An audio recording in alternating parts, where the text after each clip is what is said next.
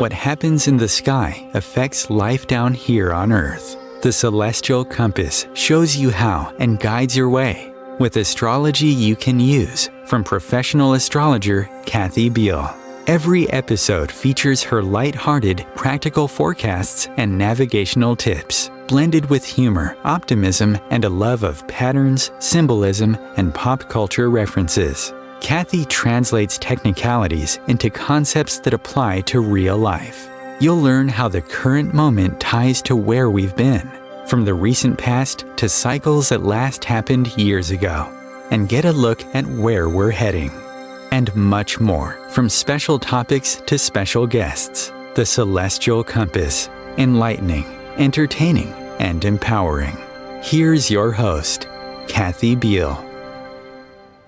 Greetings, Earthlings. This is Kathy Beal of EmpowermentUnlimited.net, and today we're going to have fun, which fits with part of the theme of the month. May is finally going to break us out of a lot of the lethargy and confusion and what day is it that we've been living in for at least a month, at least all year. A lot of energy is moving into the sign of Aries. Starting today, Venus, which rules our social mode, going into Aries, into Huntress mode. And next week, Jupiter, the planet that expands everything it touches, goes into Aries, and the general atmosphere really starts to catch on fire. And toward the end of the month, Mars, god of war, planet of push, also moves into Aries, which he happens to rule. So it's going to be a really, really hopping month. Add to this that we are currently between eclipses in the signs that pretty much embody money and power. Eclipses always bring big revelations, giant plot twists, big course corrections. And in between eclipses, Mercury is going retrograde, also bringing lots of information to light, giving us many opportunities for do-overs, and then bringing a little bit of the flavor of confusion and what day is it back into our lives ever so gently. You can read a lot more about all of this in my forecasts at Om Times and my site EmpowermentUnlimited.net, which also has weekly podcasts. But now to the main course. We are today going to dive into two of my absolute favorite topics, and I think they are special to an awful lot of you as well: tarot and food. What can be tastier? We have today one of the co-creators of another food-related deck. This is my second one that I get to talk about, the Pasta Tarot, and our guest is Jeff Petriello, who is a game designer, producer, and educator based in New Jersey. He currently teaches design at the NYU Game Center in Brooklyn. The Pasta Tarot combines his love of all things queer and Italian American with over 2 decades of tarot practice. Welcome, Jeff. Hi, thank you so much for having me, Kathy. I really appreciate it. Oh, this is going to be great.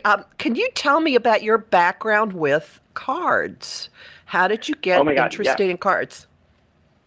So I kind of have like 2 tracks there that lead into this project. I have a love, first off, of traditional playing cards that started when I was a little child playing with my family. It was always something that I really enjoyed doing with my father, a lot of my cousins when we go on camping trips and stuff. And I always had a real love for that. And then when I was in high school, I got my first tarot deck. It was like a Celtic themed tarot deck. I think I got it at like Barnes and Noble. And I was like very intrigued by the concept of using cards, not just to play games, but to tell stories and to use them for divination. So that's kind of how I got into it. I bought a few other non-traditional decks over the course of the next few years.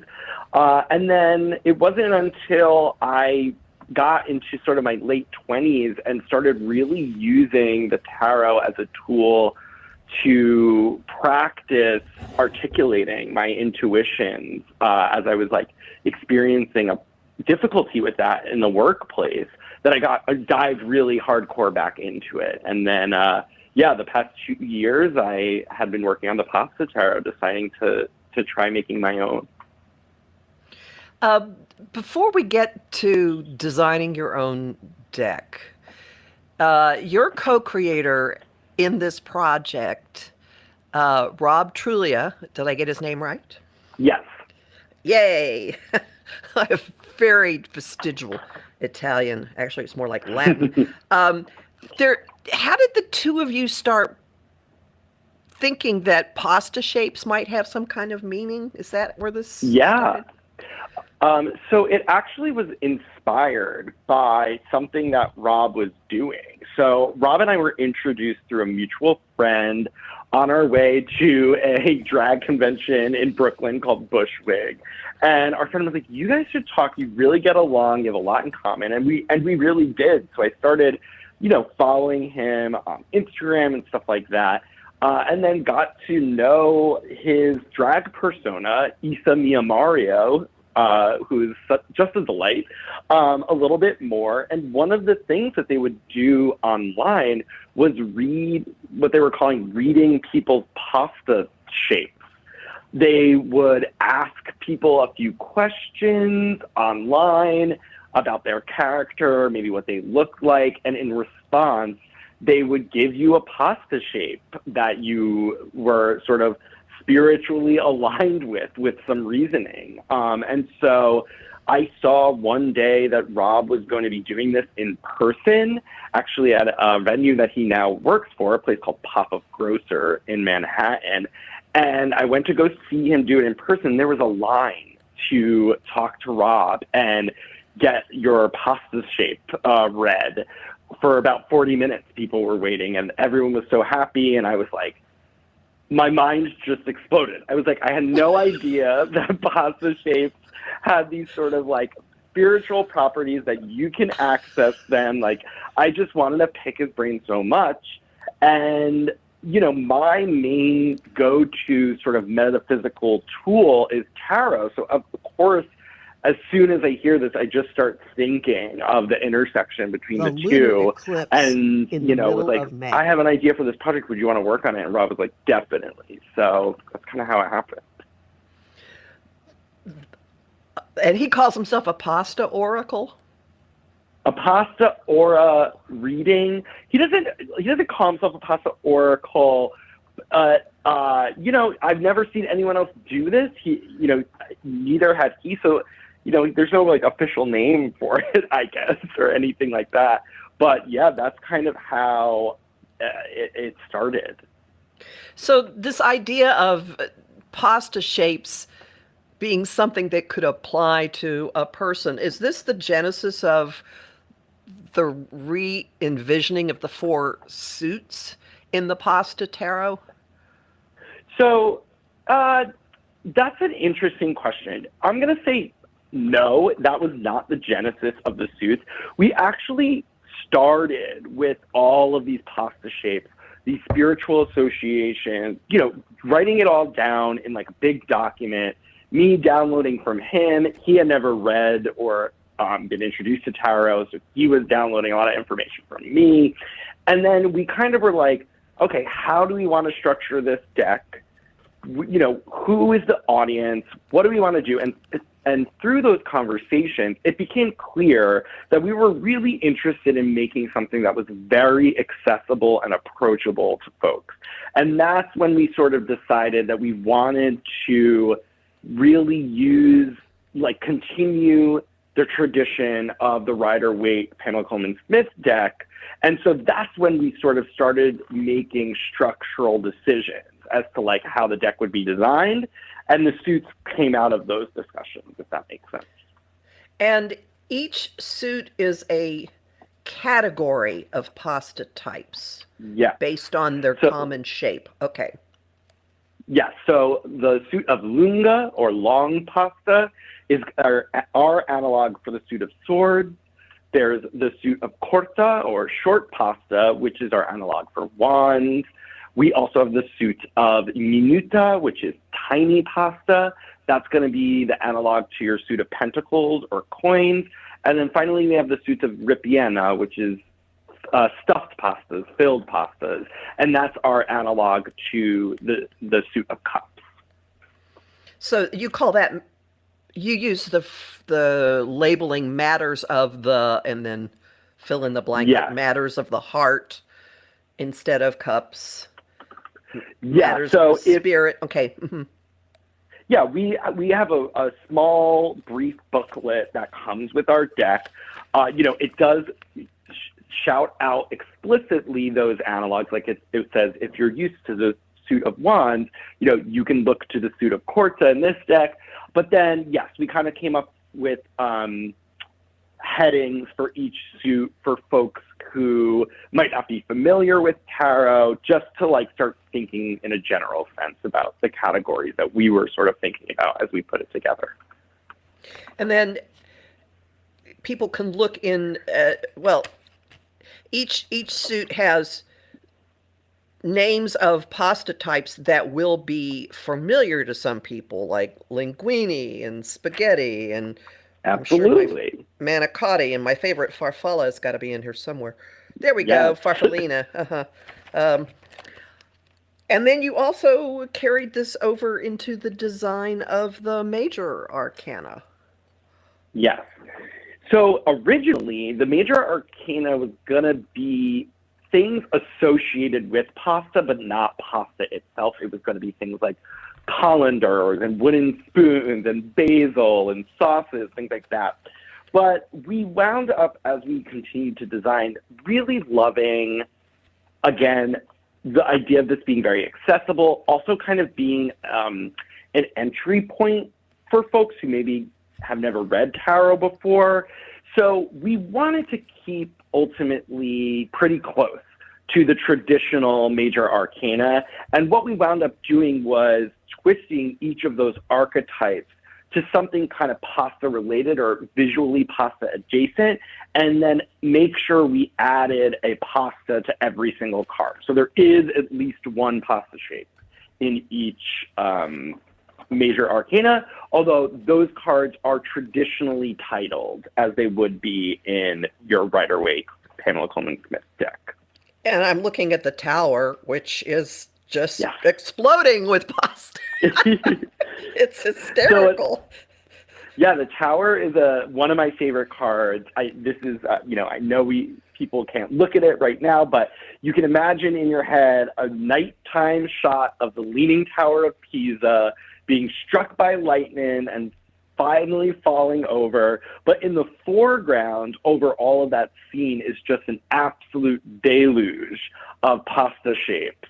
And an astute reader will note that all of those shapes actually belong to the suit of corta. They're all short pastas. So it's actually a rain of fire as well, which I love. God is in the details. And then the world has spaghetti and meatballs and a nice big piece of basil, looks like. Yes. On top of the world. Yes. The world, we wanted to be sort of symbolic of the whole vibe of the deck. So we couldn't think of anything more, recognizable than that bowl, which is, in this case, the actual globe filled with spaghetti and meatballs. And the wreath that's around the world is, oh my goodness, I just noticed. The four corners, there's a tomato, there's a garlic bulb, is that basil, and then there's that a giant pot for like a colander. Pasta. Yeah. Oh, that's a colander. Oh my goodness. Okay. And just out of curiosity, in Judgment, is that Nona? The angel with the wing? Nona appears actually twice in the Major Arcana. She's both the magician and judgment. And explain to all the people in the Midwest what in the world Nona is. Nona is the Italian word for grandma. And, you know, especially this deck is explicitly Italian-American. Rob and I both grew up as Italian-American queer folks in the tri-state area. It's very much informed by that culture, not necessarily like Italy Italian. So there's all different sorts of traditions. But for us, our Nona was like the matriarch of our family, the person who sort of, you know, holds things together, cooks for everyone, brings everyone together. I was very lucky to have a really powerful and incredibly resilient grandmother myself on my mom's side, the Sicilian side, who really represented that. So we wanted her to be present absolutely in the deck. I'm getting lost looking at these cards. There is a giant casserole dish. Looks like it's stuffed shells with an open oven. And some of the shells have fallen onto the open oven door. This would, of course, be the 5, well, I would say cups, but you tell me how to pronounce this. Yes, Ripiena? This is an analog for the 5 of cups. So it's our suit of Ripiena, the stuffed pastas. Basically, because, you know, like the stuffed pastas can be filled, just like a cup can be filled. So that's kind of how we decided on that category. And yeah, I mean, very much a card about loss, but also appreciating those 2 stuffed shells you still have left. Yes, you can still eat them, even though there are 2 that you're going to have to clean up off the door.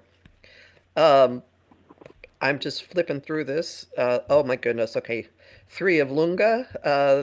What are these bamboo skewers through a tomato for the 3 Those are swords? Actually, those are going to be actual linguine, I believe. That goes through a big juicy tomato. Yeah. Tomato. And with that, we need to take our first break. We'll be back. Hang on, everybody. Come on back.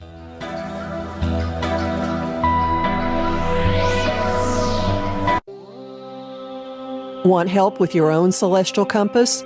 Visit my site, empowermentunlimited.net, for Astro Insight forecasts for each week, month, and new and full moon. Want to explore the personal impact? Make a decision?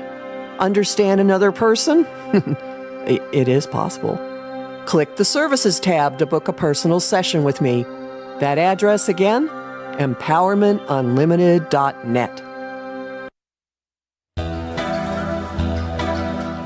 Welcome back to Celestial Compass. Today we're talking with Jeff Petriello about the deck he has co-created, the Pasta Tarot.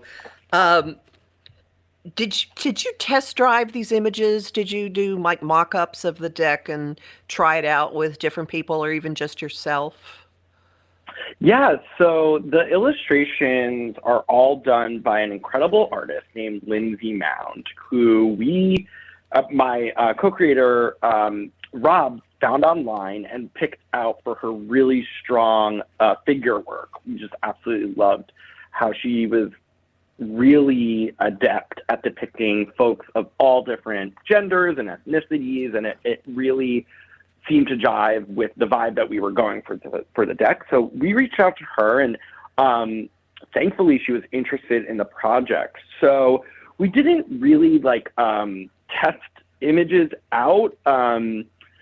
This was really kind of a project that we did out of passion. So our funds were limited, and we were very gracious that Lindsay was even willing to do such a big project, considering, you know, what we could give up front. And so it was very much just like a lot of design work to sort of to really provide a very explicit blueprint of what symbols, what imagery, what visual references we wanted for each and every card. So we delivered to Lindsay like a very robust spreadsheet with all of that information, visual references, you know, the aspects of the traditional cards we wanted to preserve, new things that we wanted to inject from Italian American or queer culture. and she delivered on those. There were some cards that we did maybe a round or two of feedback depending, but yeah, it was pretty limited. It was really, I think, possible because we had such a strong vision from the beginning of what we really wanted, and she was a great collaborator in that sense to be able to bring it to life. They're very colorful, and it's really easy to tell stories looking at these images. And there are a couple of things, there are a couple of cards I want to ask you about. The Five Sure. of Quarta is an overhead view of, are these people playing cards? What's going Yes. on here? This is a poker table, and it's in, bird's eye view. You only really see everyone's like forearms and hands sitting at this table. The pasta there is the corsetti. This is coin-shaped pasta. So it's there. Each of these little circles of pasta is stamped with an image, and so that is what they are using as poker chips at this card table. So yeah, that's the design for that card. And what's going on in the Hanged Man? It looks like it's a limp noodle in kind of a question mark shape. What's going on with this? Yeah, so the story behind the Hangman is really great because it's the card that Lindsay pushed back on us the most. We had an original design for this card being a picture of the scamuzzi, which is like this type of hanging cheese that you see when you go into like an Italian pork store or something like that. But one of the great things about having Lindsay work with us was, she did not grow up in the same culture as we did. So she was like, I don't know if people are going to understand this, but I do have an idea that I would like to try for this. And so the Hanged Man is the one card in the deck where Lindsay just literally drew it entirely with her own vision and came to us, and we were just like, yes, we love this. So the Hangman is a reference to the old adage of throwing a piece of spaghetti on the wall to see if it's done. So there's an old tradition of picking out one of the spaghetti strands from the boiling pot and throwing it on the wall, and if it sticks, your pasta is done. It's time to take it out. So the Hanged Man is like a zoomed in close-up shot of one of those noodles stuck on the wall, but perhaps someone forgot to take it down. So yeah, it's one of the most evocative cards. We get so many comments on it. Yeah, I love that card. And here's one that I think will speak to many people. The Knight of Quarta.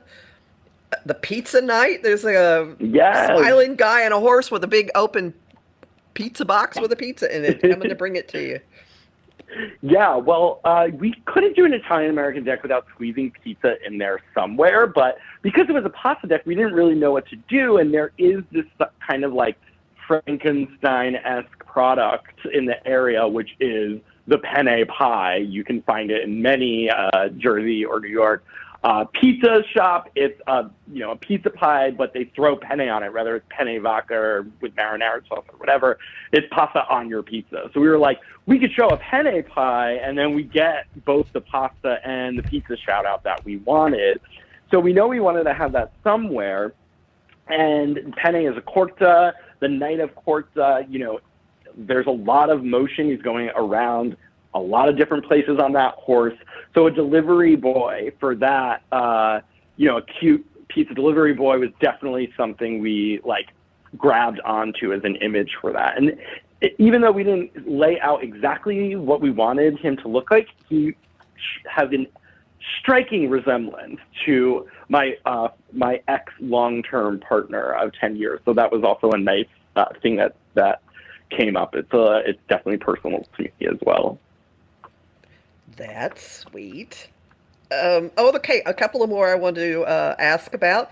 I think people would immediately recognize the scene in the Six of Lunga, which is your reinterpretation of the Six of Swords. There's a gondolier and a couple of figures with giant scarves on with their backs to you, going down a canal in Venice. Absolutely. Again, even though this is an Italian-American deck, part of that experience is like going to Italy at some point, going back to the homeland. And Venice is always a spot that a lot of folks go to, when they make that trip. And so, I remember going to Venice for the first time and just being completely struck by just how magical of a town and sort of how impossible it seems just existing. And so I wanted to get that in there. And this, this image of the gondolier, which is so iconic to that experience, felt like a really simple analog to that, the person steering that boat in the traditional rider-waite version of this card. So yeah, I love that one. And these they might be no-nos, they might just be people with headscarves, who knows, but they're taking their crates of bucciate with them. They have enough pasta to feed a village no matter where they're going with them. So I love Oh, that's what's in the boxes. Okay. Yeah. And then the Nine of Lunga, the analog to the Nine of Swords, is is this a serving bowl that's hit the ground and has broken into pieces?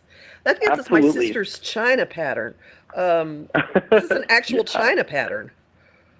Yeah, well, we wanted the tragedy, in this card, this sort of anxiety that just falls out from something sort of out of your control or something unexpected.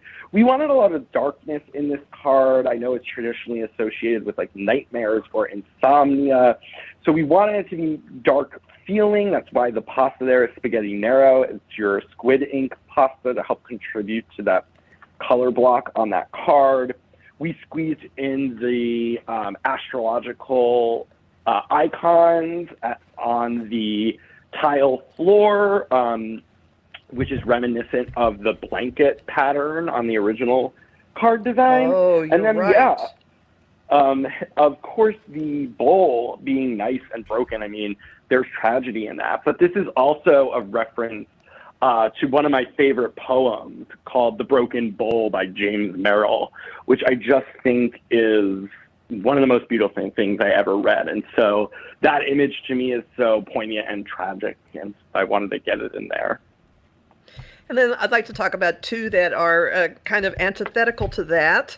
The 10 of Ripiena looks like a pride parade. What is going on in this? So yeah, I mean, one of the important things about this deck was that Rob and I, again, have this shared experience of being queer men that grew up in an Italian-American environment. And when we started out this design process, it was very much just like about pasta, about our love for these shapes, about combining Rob's, pasta aura readings with my tarot experience.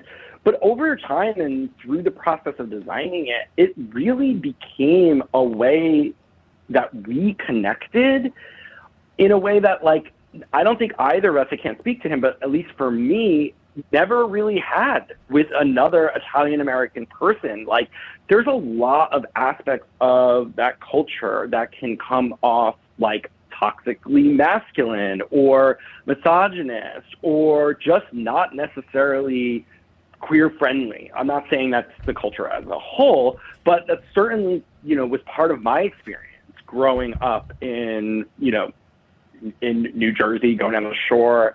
I didn't see a lot of queer people in my culture that I could look up to, let alone have conversations with. So this process was really special in that Rob and I had that experience with each other. And so as we continued to design, we realized how important that it was to create this deck, not just as an accessible point for anyone to jump in, tarot beginners, Italian-American folks, pasta lovers, but also to be a beacon for other folks like us to see and have and know that there were other people, in this culture who relate to them, who exist, that we are here and we are a part of it. So having something as explicitly queer as a pride parade, with some of our trans women of color activist icons featured in the foreground, was a very conscious decision for us to replace that traditional 10 of cups cards, which is pretty heteronormative if you look at it through a queer lens. And so we wanted to replace that idea of the ultimate familial domestic bliss with one of found family and community. So yeah, that was a really important card to us. And the rainbow in the Ten of Cups is a big cluster of balloons forming Yes. the rainbow. Yeah. Well, yeah, that was very convenient for us, right? Even though that fantasy, that vision is heteronormative, you have that sort of divine promise of the rainbow, which of course has become a symbol of pride for our community. So it was very easy to preserve that and find an analog for fitting it into the image. And switching gears, there are two more cards I want to talk about before we move on to my next line of questioning. Sure. The Knight of Lunga, a shirtless guy in jeans on a carousel horse. Yeah, this is a funny card. Okay, so I grew up in a big Italian-American family in the early 2000s, like the stereotypical Jersey Shore, like MTV show type person is someone that's in my family that I spend a lot of time with, that I was around. I mean, after prom, me and my friends went down to Seaside Heights, New Jersey. I mean, this type of hyper-masculine, Italian-American guy, like peacocking, is very present in my life. So I wanted that character. I wanted that archetype present in the deck. So the Knight of Lunga, very sharp with their words, maybe at their worst, felt like a natural person, to have in that card design. But he's on a carousel horse, so he's not really going anywhere. Not really going anywhere. Yeah, I do think it's a pretty unique depiction of that card, like, because a carousel, it is moving, right? But you're really not making traction. So I think it's, an allusion to how fun it can feel, that night energy, how exciting it could be, how flashy it can be, but ultimately, without a little bit more experience and time, that energy could wind up maybe bringing you around in circles, right? So it's kind of a little metaphor for that. And then the last one I want to point out, the Four of Minuta, which would be the Four of Pentacles, the miser guy. Yeah. A young girl with pigtails who's got a big plate of Italian cookies that she's got her arms wrapped around. And there's a little bowl of pasta before her, but she's not eating that. She does not want it, yeah. She's guarding those cookies. Absolutely. Oh, they're Italian Christmas cookies. Both my family and Rob's family cook dozens and dozens and dozens and dozens of Italian Christmas cookies every year. It's a whole thing. Trading them, guarding them with your life, making sure you get your share of Aunt Fran's rainbow cookies, or your cousin's pinoli nut cookies, whatever it is. It really is a power grab that time of year to get what you want. And it's so amazing, all of that work that the bakers in our family do to create it. But yeah, I mean, this little girl is ignoring that hearty soup in favor of just guarding her plate of Christmas cookies with her life. So yeah, we definitely wanted to get that in. Oh, and with that, we're going to take our second break. Everyone, hang on. We'll be back really soon. How would you like navigational tools you can use on your own? Visit my site, empowermentunlimited.net, and click the Shop tab. There you'll find lots of talks and guides explaining the big influences at work now, like Saturn in Aquarius and Uranus in Taurus. You'll also find a variety of guided visualizations for relaxing, clearing your energy, or getting to know planetary archetypes. That address again? empowermentunlimited.net. Welcome back to Celestial Compass. Today we are talking with Jeff Petriello about the deck he co-created, the Pasta Tarot. And I'm wondering, do you have any spreads, card layouts that you specifically use with this deck, or do you just use general ones? Yeah, so we actually created 2 spreads for the Pasta Tarot. We call it the Pasta Spread and the Mangiamo Spread. So the Pasta Spread is a very simple 3-card spread that we hope is accessible, again, to folks who maybe have never even picked up a tarot deck. And it consists of the flour, the water, and the salt, the 3 most basic pasta ingredients. So the first card, your flour, is going to be the sort of what we call like the stuff of your question, what it's made up of, to give you sort of insight into the present moment of whatever it is you're asking about. The water, being symbolic traditionally in the tarot, sort of the subconscious, oftentimes pointing to what's under the surface, is going to be that element to the situation as well. Maybe what you're not looking at, what you're not paying attention, what you don't see about your situation. And then the salt is a little spice that you add to this. It could be an indication of what's to come, or calling out, some particular piece of advice or element of the situation that you can grab onto to help move forward in the best way, depending on what it is you're asking. And then our Mangiamo spread is a spread that actually is meant to help you decide what to eat for dinner. So the first card, yeah, it's pretty fun. We've done it a couple times. But the first card would be the pasta. So you can either draw that randomly, and as long as it is a minor arcana card, you'll get a very explicit name of a pasta. If it's a major card, you kind of hunt around for which one it is. But you can also start that spread with a pasta that you already have in the cupboard, right? And just pull it out. And then the next card would be a little divination into whatever sauce you should have for that pasta. So the other day we did this, and the mafalde came up in a beautiful mushroom sauce, so we went ahead and made that. But yeah, that's supposed to serve as a hint for how you would dress the pasta.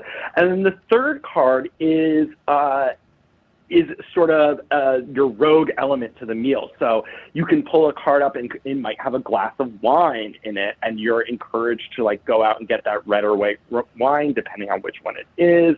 It might be that you pull the Wheel of Fortune and you see 4 plates when you were only intending to have 2, and it might be encouraging you to make a phone call and invite one of your 2 of your friends over to help to join you in your meal.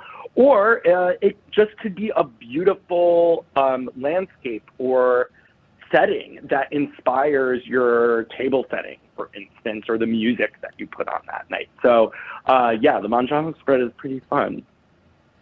So could we do the 3-card spread for the collective right now? Yeah, for anybody absolutely. Who's listening? I'd be happy to. Could you have the deck in front of you? I do. I thought you might. Yeah. Sure. So what might we ask? What are we looking for here? Well, let's see.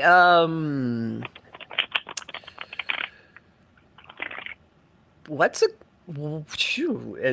getting advice for the month? Advice for 2022? Yeah. Well, we have some really strong astrological things happening this month, right? So I know there's an eclipse, right, in Scorpio around the 15th or something like that.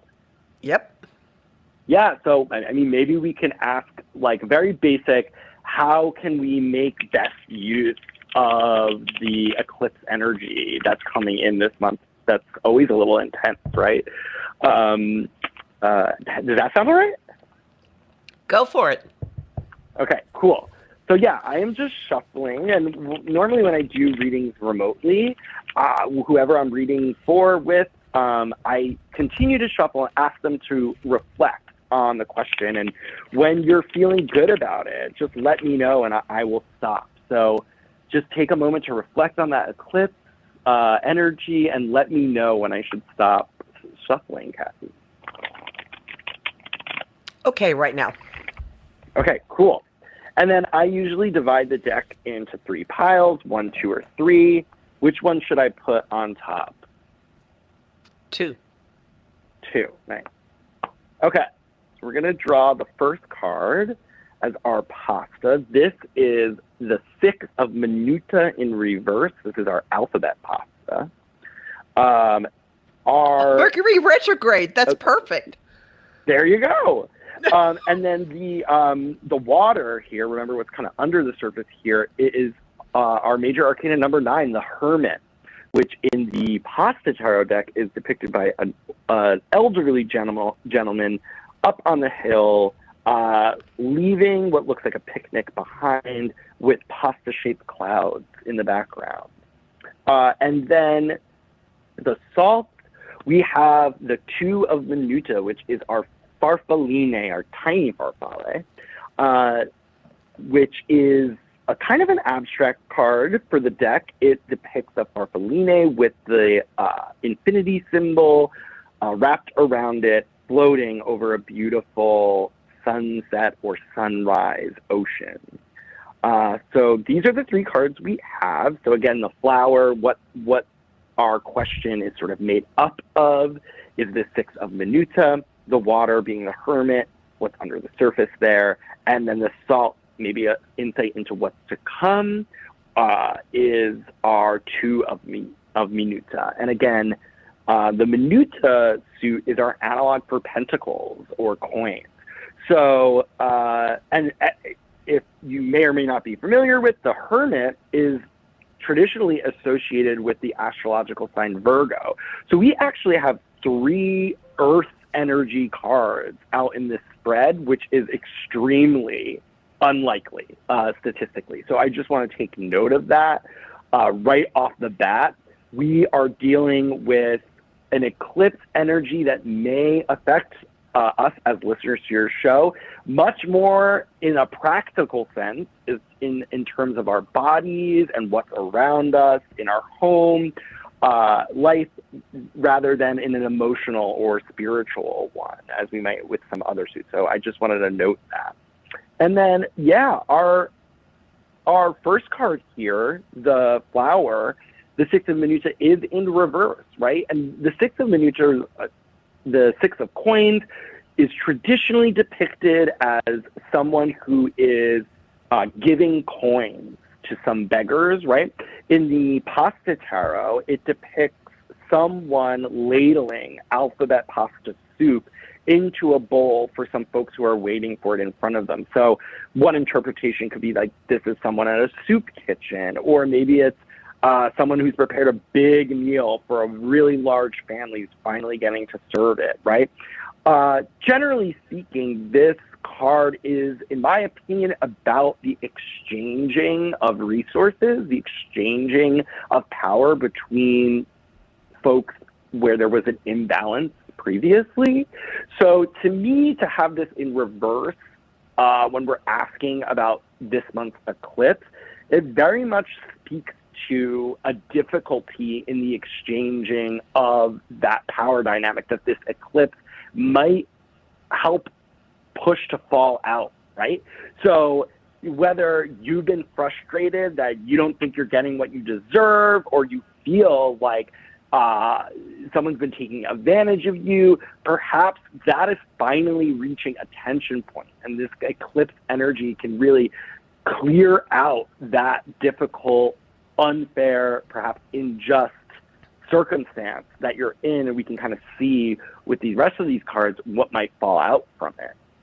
So the second card here, the Hermit, our water, the water element to our pasta that we're cooking up here, is kind of what's under the surface, what we might not want to talk about, maybe what you need but you can't see yet. And the Hermit is very much a card about, to me, what you can learn when you're on your own, right? What those moments of solitude or conscience isolation, what they can bring you, whether that's going back to school to study something or just really focusing in a very disciplined way on a project that's just yours or a new hobby that you're trying to build, right? This is about going into ourselves, saying no sometimes to requests that are coming in around us and from other people, and really focusing on that self-improvement and self-development. Remember, Virgo is all about the details here, so this is about practice. It's about doing something on your own over and over again to learn from it. So I think after the fallout of this weird power dynamic, which is definitely something that's between multiple people, in my opinion, you have this moment that maybe you're not expecting in such a busy month where you're really being called to listen to yourself and practice yourself and get out perhaps of those difficult situations and really sink in to whatever your passion is, where your intuition is guiding you to go. That doesn't necessarily include the folks that just fell out in that situation or the other people in your life. It could be a really productive moment for you to do inner work alone in a safe way. And then our salt here, this 2 of Minuta, is very much a card about indecision or making a decision or rolling with sort of the punches here. I think of both this card and the 2 of Lungar, the 2 of Swords, very much about decision making, whereas the 2 of Swords, it seems kind of like an unsustainable situation where you do kind of have to make this difficult choice. With the 2 of Minuta, to me, which normally depicts like a juggler juggling these big coins in the air, it's kind of like, even if it is a difficult decision, you can't go wrong with it. I think these rolling waves remind us that there's up and down, that there's good and bad with every decision we make. So don't overthink this one. So I think like as we come out of the eclipse season, maybe whatever path has opened up before you through the Hermit moment that you might go through, you might be called to make some decisions that feel difficult or consequential. And I think this card is pointing you to just trust your instincts here and know that no matter which way you go, there's going to be good and bad situations that can come out of it. So just go with what feels right, and help push this story along for you, whatever it is. Don't linger too much in that place of indecision. So yeah, I think that's kind of what I see with this 3-card pasta reading. And it interestingly parallels so much that's going on with this particular eclipse, because it does deal with big power and hidden, and ending a chapter and getting a lot of revelations about things that have been going on behind the scenes, below the surface, big power moves, maybe betrayal, maybe a lot to do with like, what have you been investing in and what are you getting out of it? And and it, because Scorpio, it naturally rules the house of joint resources or other people's money. And a lunar eclipse brings a lot of information to light, and also is like it's a supersized full moon. And when it's in Scorpio, it can be really, really feral, actually, because there's something so primal, things roaring up out of the depths that conscious mind doesn't have any control over. So that part feels like that's very much what the situation's going to be. Yeah, and that again, certainly speaks to those types of things. And Mercury will be retrograde, so that I immediately thought of the alphabet pasta representing letters, messages, which can get kind of jumbled up. Mm-hmm. Definitely. Yeah, so the fallout from that is intense, right? But I think one thing that I love about that card is, it's a 6. There's still so much left of that journey, right? It might be the ending of these difficult or unfair circumstances and these revelations that are hard to grasp or deal with, But ultimately, it's a necessary step in your journey, right? Of figuring the way these things ultimately should go for you. And I think the Hermit is giving us a tool to process that information with here, which I love. And couldn't that also be an older, wiser person that you go to and get insight from? Absolutely. If you have a mentor, especially someone who you feel like you've literally like learned information from, they could be a really strong resource for you.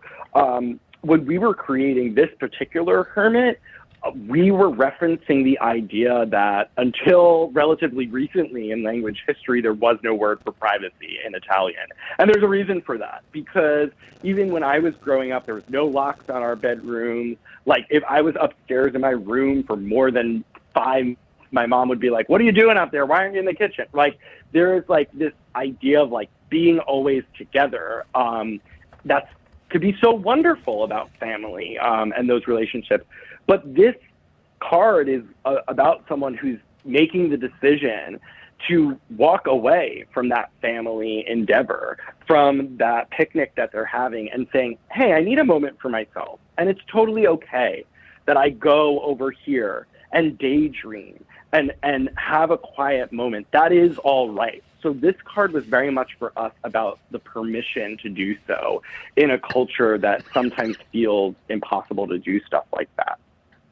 And it fits wonderfully, and we're starting to hit the end of our time together. Sure. So thank you so much for talking so much about your deck. And the website is thepastatarot.com. Is that correct? Yes, thepastatarot.com. You can purchase the deck right now if you'd like. And on Instagram, because your Instagram posts, your stories are great. Yes. What's your Instagram We handle? are also the Pasta Tarot on Instagram as well. And definitely follow us. We also have a Discord channel, which you can find a link to on our Instagram page. We would love for you to join the Discord community, and definitely pay attention because there is some really great Pasta Tarot news coming your way for the end of the year. We're really excited to share it. Thank you for being with us. Thank you, Cassie. Okay. It was a pleasure. Okay. Bye, all. Bye.